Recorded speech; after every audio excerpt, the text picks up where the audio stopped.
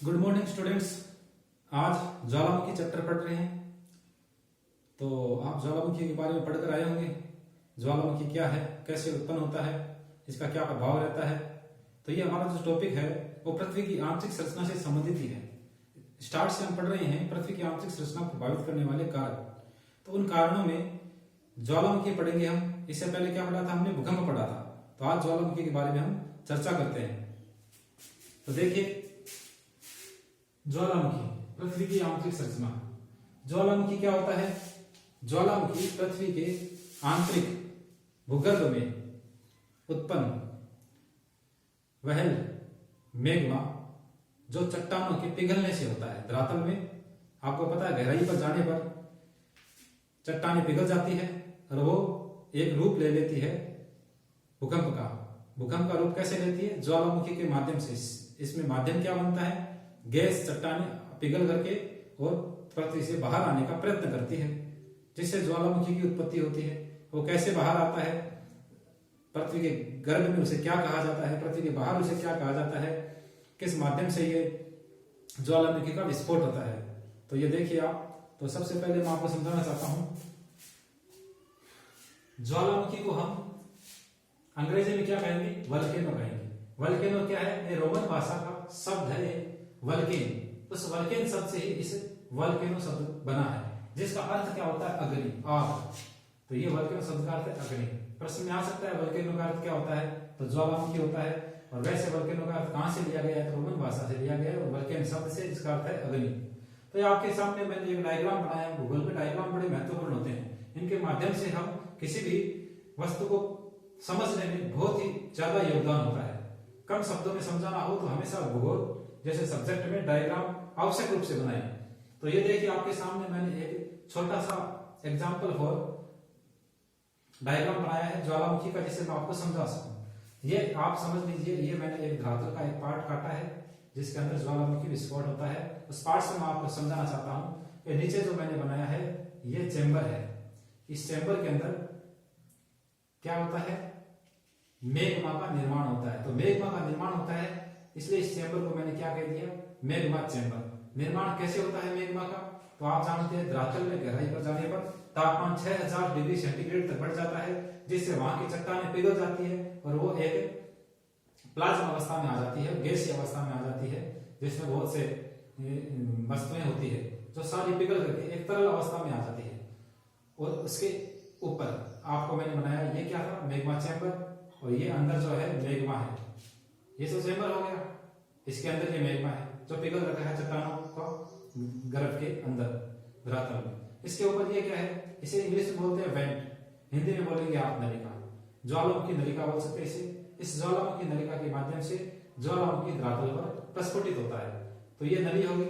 इसके पश्चात देखिए ये क्या आपके सामने? ये ज्वालामुखी मुख है।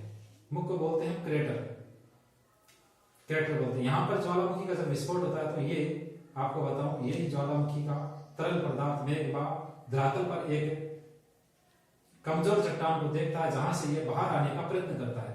जहां पर इसको कमजोर चट्टान मिल जाती है, वहां पर ज्वालामुखी क्रेटर के माध्यम से ये ज्वालामुखी विस्फोटित हो पड़ता है, जिससे क्या है? ये वहां पर पठारों के रूप में जमता चला जाता है। तो ये बाहर निकलने के बाद अंदर इसे हम क्या कहते हैं? मैग्मा कहते हैं। जैसे ही ये धरातल पर प्रकट हो जाता है तो इसे हम लावा कहते हैं। ये लावा धरातल के ऊपर विस्फोटित हो जाता है, जिसके अंतर्गत बहुत सारे ठोस पदार्थ, गैसीय पदार्थ, बहुत कुछ बाहर की ओर विस्फोट होते समय निकलता है। तो ये जब ऐसे ऐसे जमता है तो इससे यहां पर एक पठार का निर्माण हो सकता है। आप देख सकते हैं भारत में जैसे दक्कन का पठार है, ज्वालामुखी विस्फोट द्वारा ही निर्मित है। वैसे ये जितने पठार बने हुए ज्वालामुखी विस्फोट द्वारा ही निर्मित होते हैं। इसके अंदर आपको बता दिया मैंने, जैसे गैसीय पदार्थ, तरल पदार्थ या ठोस पदार्थ, बहुत सा कुछ निकलता है जो धरातल के गर्भ से पिघली हुई चट्टानें बाहर की ओर निकलती है। ये क्या है? हमारे एक सिंपल सा चित्र है जिसमें प्रश्न पूछा जाता है ज्वालामुखी मैग्मा का चैम्बर कहाँ होता है? भूगर्भ में होता है। मैग्मा किसे कहते हैं? भूगर्भ में जब चट्टानें पिघली होती है वह मैग्मा के रूप में होती है। जब वह धरातल पर आ जाती है लावा कहलाती है, और जहां से वह निकलती है उसे ज्वालामुखी नलिका कहते हैं या वेंट कहते हैं। और जिस ज्वालामुखी नलिका वेंट कहते हैं, जहां से विस्फोटित होता है वहां उसका मुख होता है ज्वालामुखी मुख, उसे हम क्रेटर कहते हैं। तो ये आपके सामने सामान्य सूत्र है। आगे देखिए आप, आगे मैंने क्या समझाया आपको, जैसे विस्फोटित हुआ तो उसमें कौन कौन से पदार्थ बाहर की ओर निश्चित होते हैं, तो ये पदार्थ कौन कौन से हैं, जल वाष्प। सबसे पहले ये आप देख लीजिए, आपकी 90% जल वाष्प होती है इसके अंदर, जो बाहर की ओर निकलती है, जो प्रेशर डालती है और कमजोर स्थानों से बाहर निकलने के इस निर्मा को सहायता प्रदान करती है, वो होती है जल वाष्प। 90% गैस है, और जल वाष्प होती है, और गैस भी निकलती है, जहरीली गैस भी होती है जो बहुत सारी बाहर निकलती है। ठोस पदार्थ बहुत निकलते हैं। ठोस पदार्थों को इसमें ज्वालामुखी विस्फोट में अलग अलग नामों से जाना जाता है, जो आपके सामने मैंने लिखे हैं, तो आप समझ लीजिए। सबसे पहले लेपिली।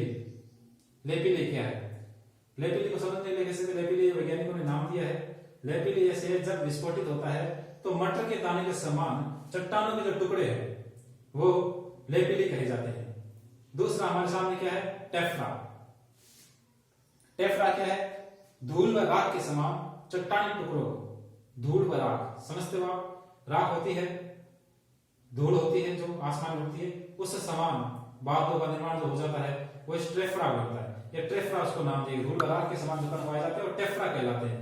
फिर तीसरा कौन सा आता है हमारे सामने, तीसरा हमारे सामने आता है ब्रेशिया। ब्रेशिया किसे कहते हैं, बड़े कोणीय आकार के चट्टानी टुकड़ों को हम ब्रेशिया कहते हैं। कोण कैसे होते हैं आपको पता है, बड़े कोणीय आकार के टुकड़ों को हम ब्रेशिया कहते हैं। कोण ऐसे आपको चौक से समझा दो, कोण कैसे होते हैं।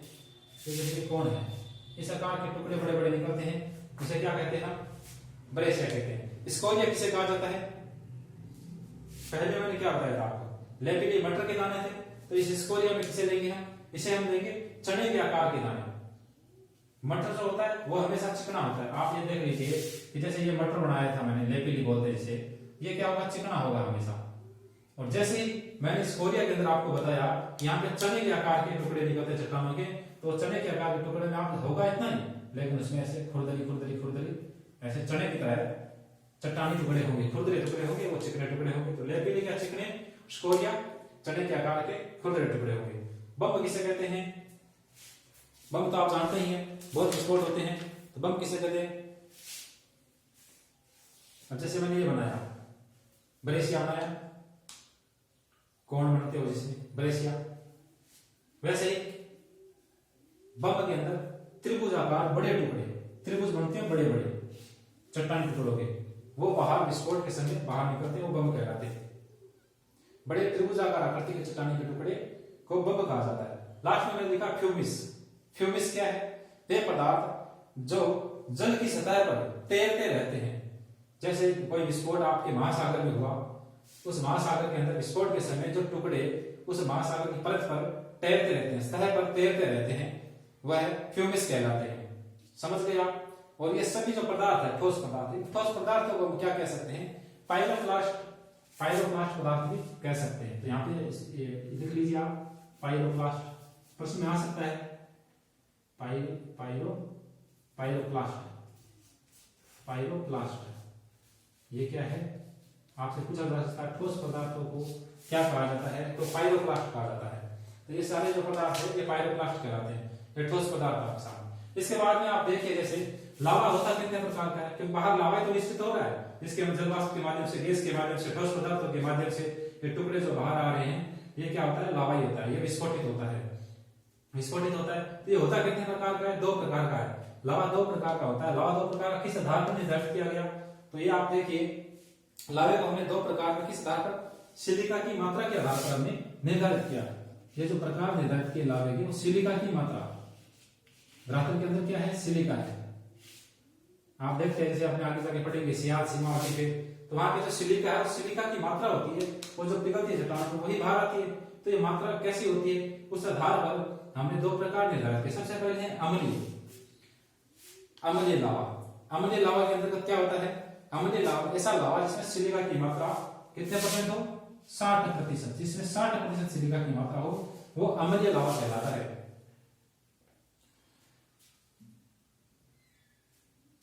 अब इसमें मात्रा अगर 60% होगी अम्लीय लावा में, तो ये लावा जो है ये कैसा हो जाएगा, ये लावा हो जाएगा, इसे आप बोल सकते हैं लावा गाढ़ा हो जाएगा। कैसे हो जाएगा, गाढ़ा या चिपचिपा बोल सकते हैं आप, ये गाढ़ा लावा हो जाएगा, इसलिए अम्लीय लावा 60%। और क्षारीय लावा में क्या होगा, क्षारीय लावा में सिलिका की मात्रा कम होगी, सिलिका की मात्रा कम होगी। कितनी कम होगी क्षारीय के अंदर सिलिका की मात्रा? तो क्षारीय के अंदर सिलिका की मात्रा होगी 50% से कम, 50% से कम होती है। इसे आप लिख सकते हैं, उधर आप ऐसे लिख सकते हैं जैसे 60% से ज्यादा। ये लिख लीजिए आप, ये 60% से ज्यादा अगर सिलिका की मात्रा होती है तो वो अम्लीय लावा होता है, और कम होती है तो वो क्षारीय लावा होता है 50% से कम। तो ये दो प्रकार से लावा होते हैं जो विस्फोट के दौरान बाहर मिश्रित होते हैं। इन लावों के माध्यम से बहुत से पठारों का निर्माण हुआ है। वो कैसे कैसे हुआ है, कहां कहां हुआ है, वो आपको मैं आगे दूसरे वीडियो के अंदर समझाऊंगा। कैसे कैसे निर्माण हुए हैं, किस प्रकार के पठार बनते हैं, कैसे कैसे शंकु बनते हैं, ये सब ज्वालामुखी के बारे में मैं आपको विस्तार से लिखाऊंगा। इन शब्दों को मैं सामान्य शब्दों में आपको लिखवा रहा हूं, तो आप इसे ये चित्र बना लीजिए और इसे समझ लीजिए, और जैसे मैं आपको लिखवा रहा हूं वैसे वैसे लिखते जाइए। तो लिखना प्रारंभ करें। सबसे पहले हम क्या लिखेंगे? सबसे पहले हम लिखेंगे ज्वालामुखीता। यहां लिख लीजिए आप, सबसे पहली परिभाषा ज्वालामुखीता। ये तो ज्वालामुखीता ये किसे कहते हैं? ज्वालामुखीता ये हम किसे कहेंगे? तो ज्वालामुखीता के बारे में लिखिए आप, पृथ्वी के आंतरिक भाग में मैग्मा के निर्माण से पृथ्वी की सतह पर लावा के उद्गार तक का संपूर्ण प्रक्रम। मैंने आपको क्या समझाया था? पृथ्वी के आंतरिक भाग में मैग्मा का जो निर्माण हो रहा है, मैग्मा के निर्माण से पृथ्वी की सतह पर, यहां पर पृथ्वी की सतह पर लावा के उद्गार तक का संपूर्ण प्रक्रम क्या कहलाता है? ज्वालामुखीता कहलाता है। ज्वालामुखीता की परिभाषा होगी, ज्वालामुखी की परिभाषा लिख लीजिए। ज्वालामुखी किसे कहते हैं? ज्वालामुखीता की क्रिया में, इसमें जो क्रिया होती है, इस क्रिया में पृथ्वी की सतह पर स्थित वह भाग, पृथ्वी की सतह पर स्थित वह भाग जो हमें दिखाई देता है, जो हमें दिखाई देता है, अर्थात ये जो पठार बन रहे हैं वही ज्वालामुखी कहलाते हैं। आगे फिर ये लिख लीजिए आप, वल्केनो शब्द रोमन भाषा के वल्केन शब्द से बना है, जिसका अर्थ अग्नि होता है। आगे लिख लीजिए मैग्मा चैम्बर।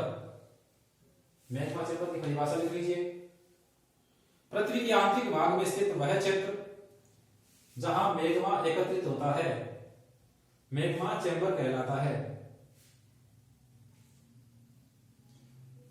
दूसरी मैग्मा की परिभाषा लिख लीजिए, मैग्मा चैम्बर में स्थित चट्टानों का पिघला हुआ रूप, मैग्मा चैम्बर में स्थित चट्टानों का पिघला हुआ रूप ही मैग्मा कहलाता है। तीसरा लिखिए वेंट की परिभाषा, वह नलिका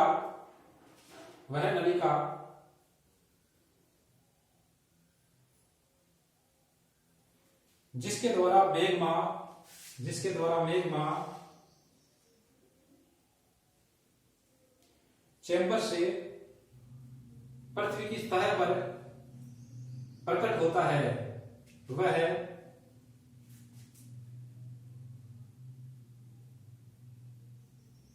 ज्वालामुखी नलिका या वेंट कहलाता है। फिर लिखिए आप क्रेटर। वेंट का मुख, ये वेंट, इसका मुख, वेंट का मुख जो पृथ्वी के धरातल पर खुलता है क्रेटर कहलाता है। आगे देखिए लावा की परिभाषा, लावा किसे कहेंगे?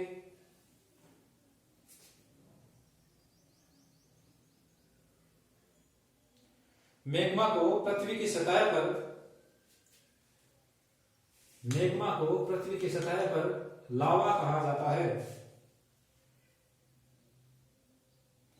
जिसका तापमान, इस मैग्मा का, इस लावा का तापमान, जिसका तापमान 600 से 1200 डिग्री सेल्सियस होता है। इसका तापमान लिख लीजिएगा आप, तापमान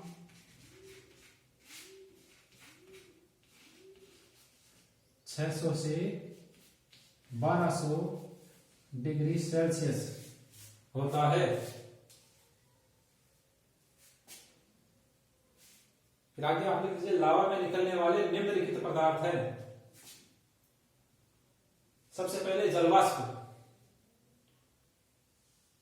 लावे में जलवाष्प की मात्रा सर्वाधिक होती है, जिसकी मात्रा 60 से 90% होती है। सेकंड लिखिए गैस। लावे के साथ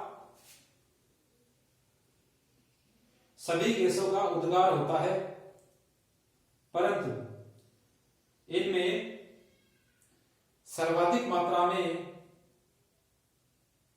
कार्बन डाइऑक्साइड, सर्वाधिक मात्रा में कार्बन डाइऑक्साइड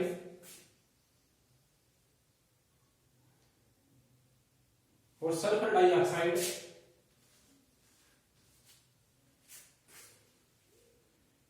मिश्रित होती है। तीसरा लिखिए ठोस पदार्थ। लावे के साथ ठोस पदार्थों के रूप में चट्टानी टुकड़ों का उद्गार होता है, जिन्हें आकार या आकृति के आधार पर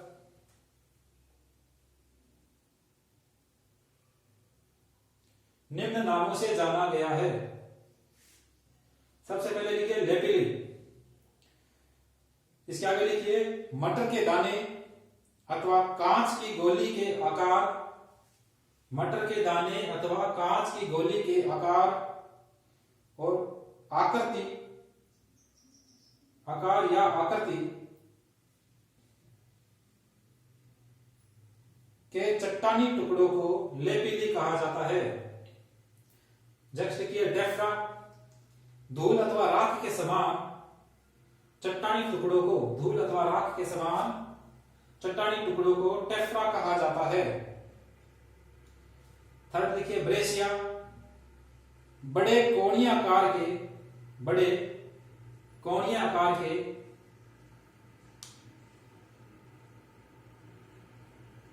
चट्टानी टुकड़ों को ब्रेसिया कहा जाता है। लास्ट में लिखिए स्कोरिया।